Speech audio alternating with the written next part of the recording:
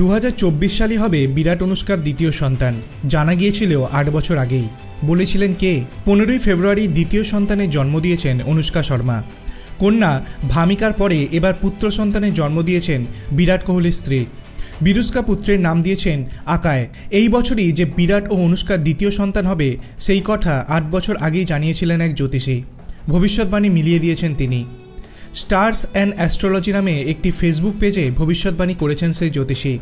সেখানে 2016 সালে তিনি লিখেছিলেন 2021 থেকে 2024 সালের মধ্যে বিরাটের দ্বিতীয় সন্তান হতে পারে। সেই কথা মিলে গিয়েছে, যদিও প্রথম সন্তানের ক্ষেত্রে সময় মেলাতে পারেনি সেই জ্যোতিষী। তিনি জানিয়েছিলেন 2018 সালের ফেব্রুয়ারি থেকে 2020 সালের সেপ্টেম্বর মাসের মধ্যে বিরাট ও অনুষ্কার প্রথম সন্তান হবে। ভামিকার জন্ম হয় 2021 সালের 11ই জানুয়ারি। বিরাটকে নিয়ে আরও অনেক কথা মিলিয়ে দিয়েছেন সেই জ্যোতিষী। তিনি লিখেছিলেন 2017 সালের মার্চ এপ্রিল মাস থেকে বিরাটের বিয়ের খবর শোনা যাবে। 2017 সালের শেষ বা 2018 সালের শুরুতে তার বিয়ে হবে।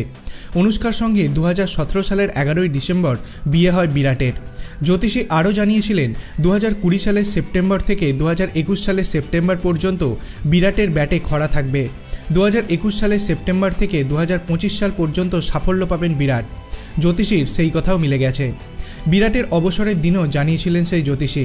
তিনি লিখেছিলেন বিরাটের কেরিয়ারে 2025 সালের আগস্ট মাস থেকে 2027 সালের ফেব্রুয়ারি মাস পর্যন্ত একেবারেই মাঝারি মানের হবে।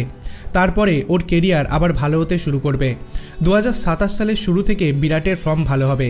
ফর্মের শিখরে থাকাকালীন 2028 সালের মার্চ মাস নাগাদ অবসর নেবেন বিরাট কোহলি। আগের কথাগুলি মিলে যাওয়ায় বিরাটের অবসর নিয়ে তার বলা কথা ভাইরাল হয়ে গিয়েছে।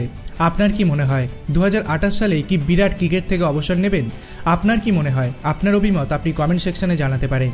ভিডিওটি ভালো লাগলে লাইক করবেন, চ্যানেলটিকে সাবস্ক্রাইব করতে ভুলবেন না। ধন্যবাদ।